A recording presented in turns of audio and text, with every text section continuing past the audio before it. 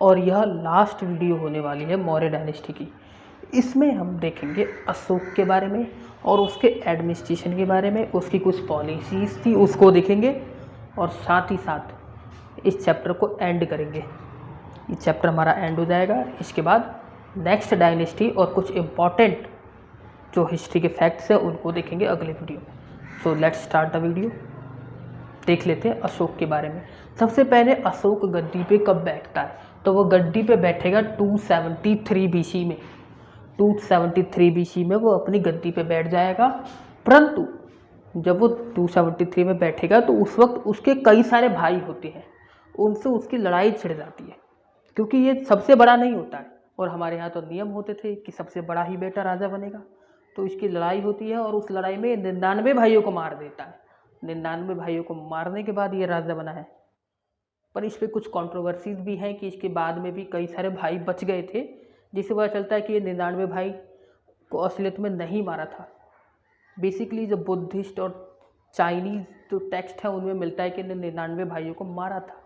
देखते हैं इसके बारे में और कुछ। तो पहली बात यही है कि इसका हम फैमिली बैकग्राउंड देखेंगे। तो इसके फैमिली बैकग्राउंड में इसकी माता है सुभद्रांगी। वैसे अन्य दूसरे सोर्सेज में भी दूसरे नाम मिले हैं, पर मैं ये वाला बता रहा हूँ क्योंकि ये सबसे ज़्यादा मान्य है, तो इसको याद कर लेते हैं। इसकी कई सारी वाइफ्स थी, तो उसमें से कुछ इम्पॉर्टेंट जो 3-4 है उनकी मैंने नाम लिख रखा है। एक है असंधि मित्र,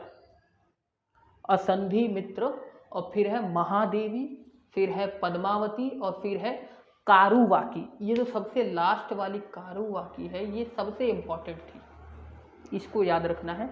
इसकी कुछ डॉटर एंड सन्स थे, वो देख लेते हैं। तो 2 मेन इम्पॉर्टेंट डॉटर्स थी इसकी। एक है संघमित्रा, ये मोस्ट इम्पॉर्टेंट डॉटर है इसकी, जिसको याद रख लेना है। और दूसरी थी चारुमती, ये चारुमती भी इसी की पुत्री थी। इसके 3-4 बेटों के बारे में उल्लेख है। मेनली तो 2 बताए जाते हैं, पर कुछ और सोर्सेज जब मैंने खंगाले तो 2 का और नाम मिला, तो वह है जो 2 इम्पॉर्टेंट है वह है कुणाल और है महेंद्र। फिर इसके अलावा जालुक और तीवर, ये दोनों भी मिले हैं 2 अलग अलग सोर्सेज के हिसाब से। सोर्सेज इतने इंपॉर्टेंट नहीं है, वो इनके नाम भी इंपॉर्टेंट नहीं, इसलिए नहीं बता रहा हूँ मैं।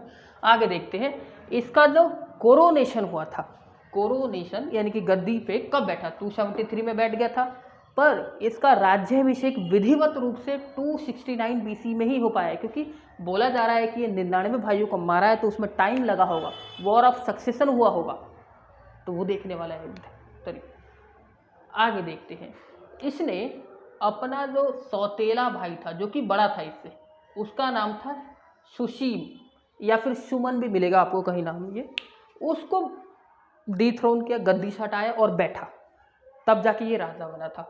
इनने 99 भाइयों को मार दिए थे जैसा कि हमने देखा, पर कुछ सोर्सेज के हिसाब से, सारे सोर्सेज ये नहीं बताते हैं। आगे चलते हैं।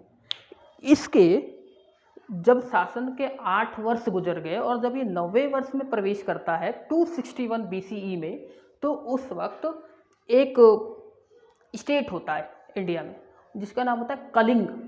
और ये कलिंग जो स्टेट है, ये जब महापद्म नंद के वक्त में जो डायनेस्टी चल रही थी नंद वंश, उस वक्त ये कलिंगा आज़ाद हो चुका था। घनानंद के वक्त भी आज़ाद हो चुका था और यहाँ पे खारवेल शासक रूल कर रहे थे। तो उन्हीं में से जो कई सारे शासक थे उनको इनने पहले तो पराजित किया, कलिंगा के वॉर को जीता, बहुत लोगों की मार काट के इनने, तो उसमें इनने बहुत लोगों को मारा पीटा, मौत के घाट उतारा, पूरे शहर उजाड़ दिया इनने। तो इसका जो शरीर है वो खुद कांप गया, क्योंकि ये उस वक्त भी थोड़ा बहुत अपने आप को बुद्धिज़्म से रिलेट कर चुका था, एसोसिएट कर चुका था, तो थोड़ी बहुत इसका दिल घबराया।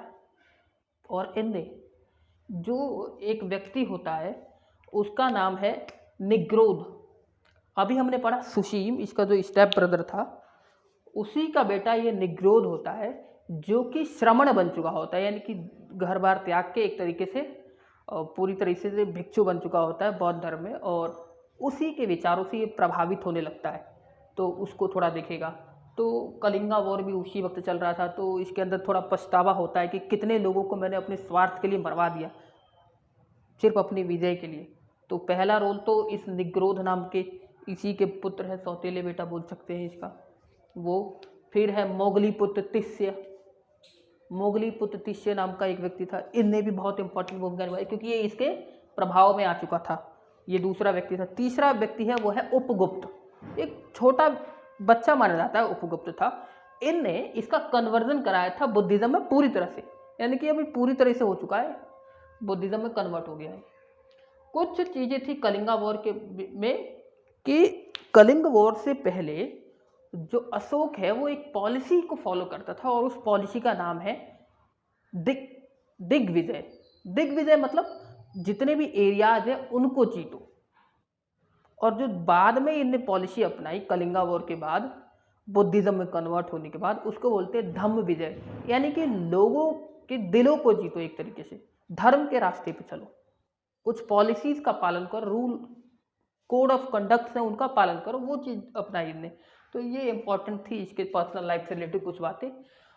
धम्म के बारे में कुछ चीज़ें हम जान लेते हैं कि अशोक का धम्म में धम्म जो था मोरल कोड ऑफ कंडक्ट था। मोरल कोड ऑफ कंडक्ट यानी कि कुछ ऐसे इंपॉर्टेंट बातें थी जो हर व्यक्ति को माननी चाहिए। वैसे मैं बता दूं धम्मा के बारे में कि धम्म की एक विशेषता है कि ये रूलर के लिए भी था और सब्जेक्ट्स यानी कि जो प्रजा थी उनके लिए भी था, तो ये दोनों पे लागू होता था। कहीं कहीं पे इसी को राजधर्म बोला गया। कई सारे हिस्टोरियंस में इसको लेकर थोड़ा कॉन्फ्लिक्ट है कि असलियत में धर्म था क्या, क्या ये धर्म था, मोरल कोड ऑफ कंडक्ट था, या राजा का कोई धर्म था, राजधर्म था, वो थी। फिर आगे कंपाइलेशन ऑफ ऑल रिलीजन, बहुत सारे रिलीजन्स का अध्ययन किया गया और उसमें जो अच्छी अच्छी बातें थी उसको ले लिया गया था, कुछ हिस्टोरियन ये बोलते हैं। अब पर रोमिला थापर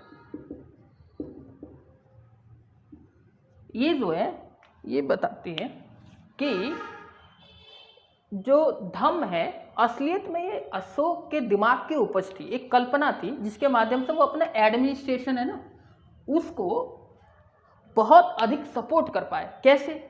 तो एक तरफ तो ये पहले जीत चुका था बहुत सारे राज्य को, जीतने के बाद इसका स्टेट बहुत बड़ा हो गया, तो बहुत बड़ा इसका रूलर प्रोविंस हो चुका था। इतने बड़े राज्यों को संभालने के लिए सिर्फ सेना की जरूरत नहीं पड़ती है, एक एकता लाने की भी जरूरत पड़ती है, और वो एकता लाने का यूनिटी का काम इस धम्म ने किया। इस धम्म के माध्यम से उन्हें पूरे राज्य को जोड़ दिया। अपॉइंटमेंट ऑफ धम्म महामात्र ऑफिसर, कुछ धम्म महामात्र नाम के ऑफिसर होते थे जो कि धर्म का पालन हो रहा है कि नहीं, धम्म के जो रूल्स है उनका पालन हो रहा है कि नहीं लोगों के बीच, उसके लिए इसको अपॉइंट किया जाता था। साथ ही साथ इनने अपने एक महेंद्र और संघमित्रा को श्रीलंका में बौद्ध धर्म के प्रचार के लिए और साथ ही साथ धम्म के प्रचार के लिए भेजा था। और ये लोग वहाँ से पीपल का एक वृक्ष लेके आए थे जिसको इन्होंने बोध गया में लगाया था, और उसकी 5th जनरेशन अभी भी वहाँ पे लगी हुई है उस वृक्ष की। कई बारी उसको कटवाया गया है, उसकी भी अपनी एक स्टोरी है जिसको हम बाद में कभी देख लेंगे। फिर ये भी बताया जाता है कि इन्हें बुद्धिज्म को अपनाने के बाद 84,000 स्तूपास का निर्माण करवाया। कई हिस्टोरियन बोलते हैं कि ये भ्रामक जानकारी है, पर लिखा हुआ तो है तो हमको जानना जरूरी है।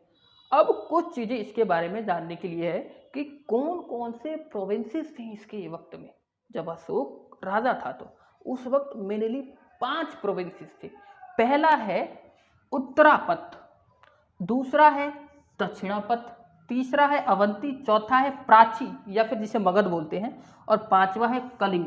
इनकी हम अगर लोकेशन देखें तो ऐसे मैप बना लेते हैं। यहाँ पे हमको प्राची मिलेगा, उत्तरापथ पाकिस्तान अफगानिस्तान के क्षेत्र में उत्तरापथ मिल जाएगा, हमको दक्षिणापथ ये नीचे वाला एरिया मिल जाएगा, कर्नाटक मैसूर वाला एरिया वो। फिर है अवंती, हमको मध्य प्रदेश वाला एरिया मिल जाएगा, अवंती ये है दक्षिणापथ। फिर है कलिंग, ये 4, और 5वां है कलिंग। ये कलिंगा जो उड़ीसा का एरिया है, कलिंग जो उड़ीसा का एरिया। इनकी कैपिटल थी उत्तरापथ की तक्षशिला जो कि आजकल पाकिस्तान में है, दक्षिणापथ की सुवर्णगिरी जो कि आज कर्नाटक में है, और अवंती की थी उज्जैनी जो कि मध्य प्रदेश में है, और प्राची यानी कि मगध की थी पाटलिपुत्रा, और कलिंग की थी तोसली। इस कलिंग के बारे में इंपॉर्टेंट ये है कि जो आजकल जो उड़ीसा का कुछ कोस्टल रीजन है वो वाला एरिया ये पड़ता है, और काफ़ी उस वक्त पावरफुल था और इम्पोर्टेंस बहुत ज़्यादा थी इसकी सिक्योरिटी को लेकर, और साथ ही साथ जो ट्रेड रूट्स थे सी वाले उससे रिलेटेड, इसीलिए इस पर आक्रमण भी किया गया था। कुछ एडमिनिस्ट्रेशन के लेवल्स थे, कई सारे स्तर थे जिस पे इस शासन को चलाया जाता है। ज़्यादातर बोला जाता है कि मौर्य जो प्रशासन हुआ करता था वो केंद्रीकृत था, सेंट्रलाइज था एकदम, यानी कि जो सेंट्रल गवर्नमेंट होती थी, किंग था वो एकदम सबसे पावरफुल होता था, सेंटर ऑफ द पावर होता था, वो सबसे ऊपर सेंटर होता था, उसके नीचे चक्र, चक्र यानी कि प्रोविंस, प्रोविंस को चक्र बोलते थे, फिर मंडल होता था, उससे नीचे विषय होते थे, विषय से नीचे स्थानीय होता था, स्थानीय के नीचे होता था द्रोण मुख, फिर उसके नीचे होता है खार वतिका, फिर उसके नीचे होता है संग्रहणा, और फिर उसके नीचे होता है सबसे नीचे विलेज। विलेज ये कुछ लेवल्स हैं जिसमें सबसे इम्पॉर्टेंट है ये सेंटर, फिर ये चक्र, फिर ये स्थानीय, और साथ साथ ये विषय, और सबसे लोअर वाला लेवल विलेज। इनको तो याद कर ही लेना है, बीच वाले अगर हम भूल जाए तो भी चलेगा। जो लास्ट इसका रूलर बना वो था बृहद्रथ। तो जब अपने शासन के अंतिम वर्षों में अशोक था, यानी कि करीबन 232 BC के आसपास, तो उस वक्त बोला जाता है कि इसको कोई योग्य शासक नहीं मिल पा रहा था, तो कौन इसका सक्सेसर हुआ इतना कुछ पता है नहीं, पर जो लास्ट रूलर है वो है बृहद्रथ। अब कुछ इम्पॉर्टेंट बात ये है कि ये इसका एंड कैसे हुआ, ये इतनी बड़ी मौर्य डायनेस्टी कैसे विफल हो गई, टूट कैसे गई। जब अशोक राजा बना तो उनने अपने बेटों को बीच में साम्राज्य को बांट दिया, एक तो ये कारण है, जब साम्राज्य को बांट देते हैं, डिवाइड कर देते हैं, तो वो अपने आप ही वीक हो जाता है। फिर दूसरी बात ये थी कि नॉर्थ वेस्ट जहाँ से आक्रमण हुआ करते थे, ये पाकिस्तान अफगानिस्तान वाला एरिया, इसको प्रोटेक्शन नहीं दे पाए। साथ ही साथ जब एक रूलर धम्म जैसी सॉफ्ट पॉलिसीज़ को ले लेता है तो कहीं ना कहीं से हार्ड पॉलिसी कमज़ोर पड़ने लगती है, और ये भी उसके पतन का कारण बना। ये कुछ रीजंस थे जिसकी वजह से ये हारा। तो thank you very much for watching, next video में मिलेंगे।